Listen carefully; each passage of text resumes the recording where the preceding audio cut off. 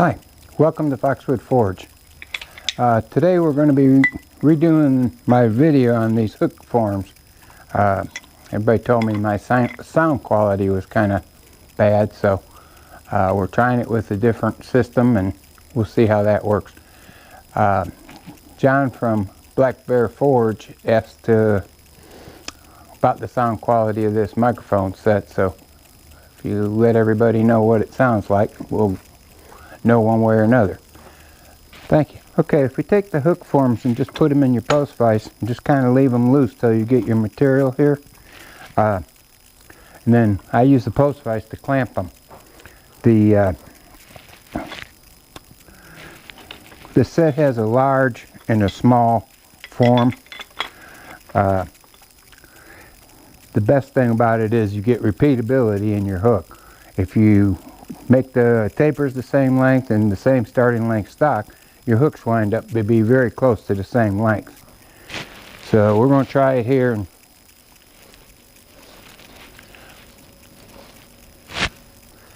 I put a little finial on the end.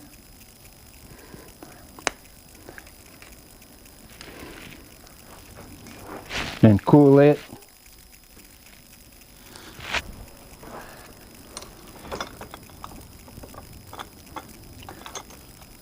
Clamp it in. Whoa!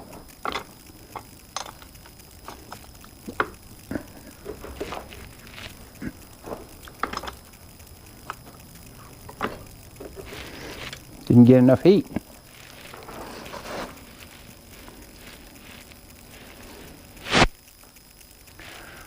Try this again, huh?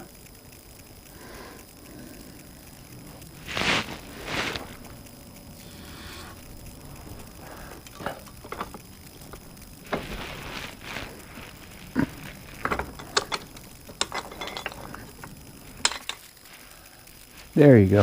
Part of the problem is that these are brand new. They have clear lacquer on them, and the lacquer is slippery when it's melting.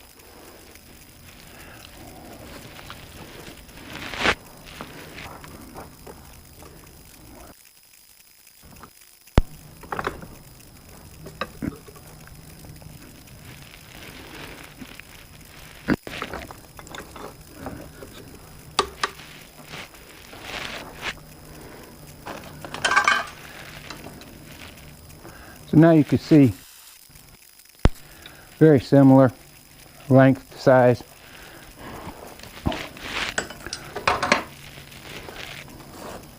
They're destined to be wall hooks.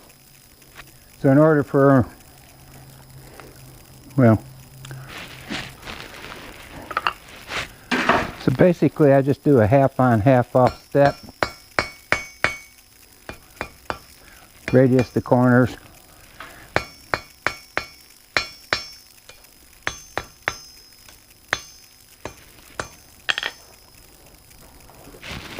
And just make a place to put the screw hole.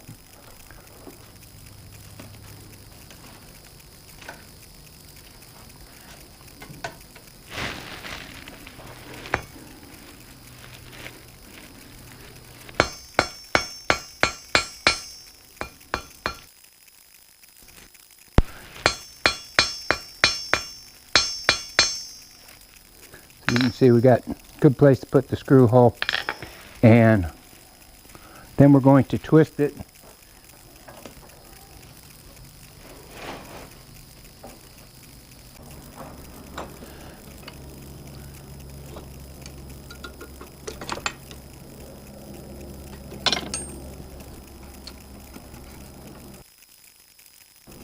Have a consistent heat. Doesn't really matter what color it is, as long as it's similar through the whole piece you're twisting, and that keeps it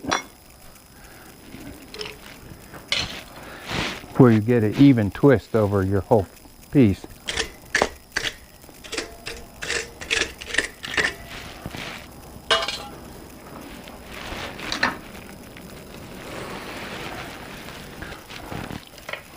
We will show you some different size stock in the hook forms now. Okay, we're going to put the little final on the end, finial, whichever you like to call it. Just basically a something to keep whatever you hang on it from getting hooked. Put it in the vise, clamp it on it, and pull it around. And you've got a consistent hook.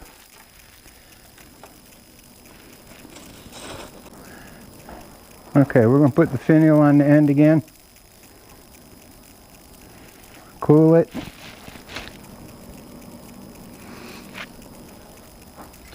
Go to the forms. Clamp it in. Pull it around. And we got an S hook.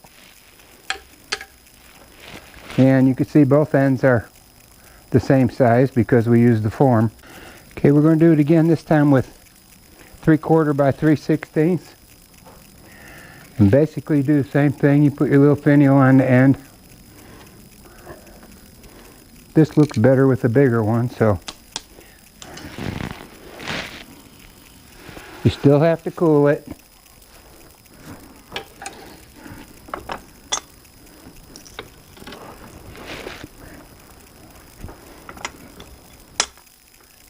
And you can see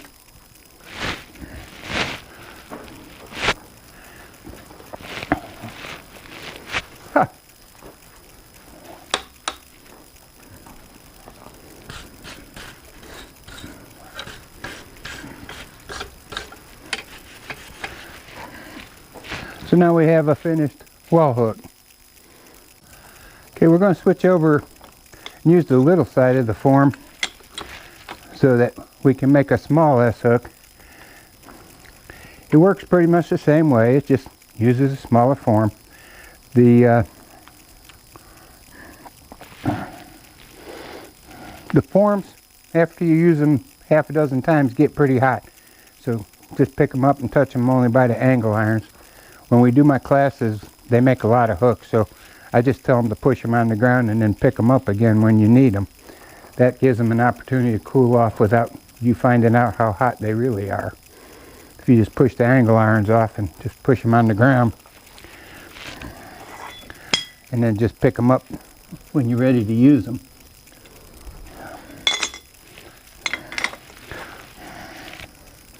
So we're going to start with a little piece of 1/4 inch, and we'll make some small hooks. Okay, we're doing on the end.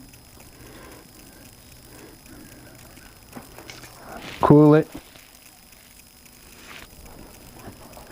Put it on the little side of the form. Pull the vise closed and pull it around. Then basically do the same thing for the other end, except we're going to do a little different this time. When you want to put a twist in it, you can't make it S-shaped, because otherwise the one side of the hook is down in your fire and you'll just burn it off. So what you do is you make it C-shaped, and then you can lay it in the fire flat. You see what I mean in a second. Okay, this time you need to make the finial go away. And then clamp it, pull it around. Now you can see it's C-shaped, so this flat piece will fit right in the fire flat, and you can heat that whole section up without burning off your hooks. Okay, we're ready to do the twist. If I can get it out the fire. I always put the end that's hottest in the vise because it's going to pull the heat away. And then grab this one in about an even position from where you got it in the vise and go ahead and make your twist.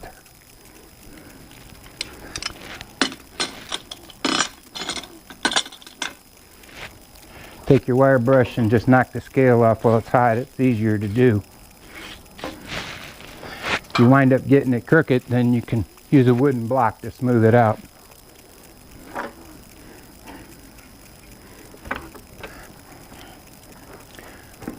Okay, we're going to go and switch to some big stock, some 1/2 inch square.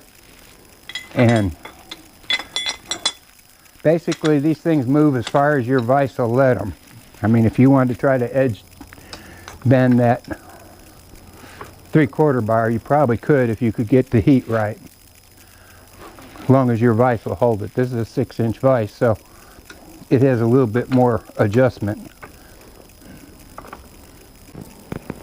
Okay, we're going to do the same thing. We're going to put the little finial on the end.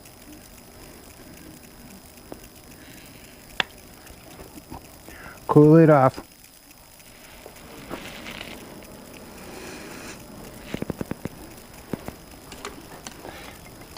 Clamp it in there and then pull it around. And we're not going to have enough heat to get it all the way around. Didn't get far enough back on the big stock. Alright, we're ready to finish the bend. Just put it back in there, clamp it down, and just go ahead and make it where it goes past. It needs to have the hook go past a little bit so it holds on to whatever you put in there.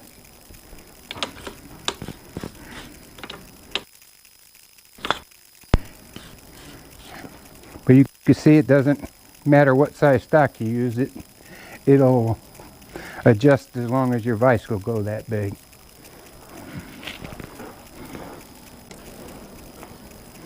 Alright, this time we got 5/16 square bar with a flat taper on the end. And that's going to be too cool. We'll have to heat it back up.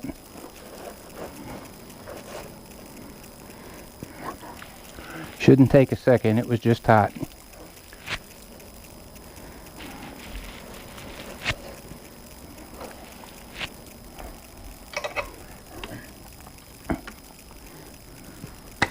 Okay, you get your finial done. Make sure it's closed up. You don't want it to catch on whatever you put on here. Okay, do the same thing. Just put it in there, pull it around. Just makes a different looking hook.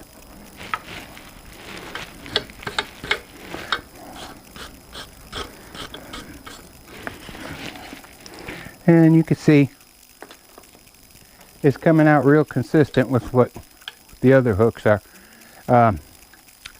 This would be a wall hook. You would put your screw hole here. We can go ahead and do that real quick. Okay, we've made a flat spot where you could drill a hole, or if you wanted to, you could punch it. If you decide to put a twist in it, I always do the step first. That way you're not trying to work around a twist to put that in. So if you were to grab this to put a twist in it, it would just grab it right below there. So you can get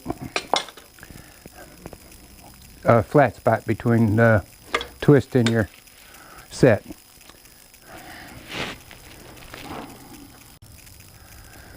Okay, well, here's some of the hooks we just made. These are the forms, and these are available on my Etsy store, Foxwood Forge, on Etsy.com. And I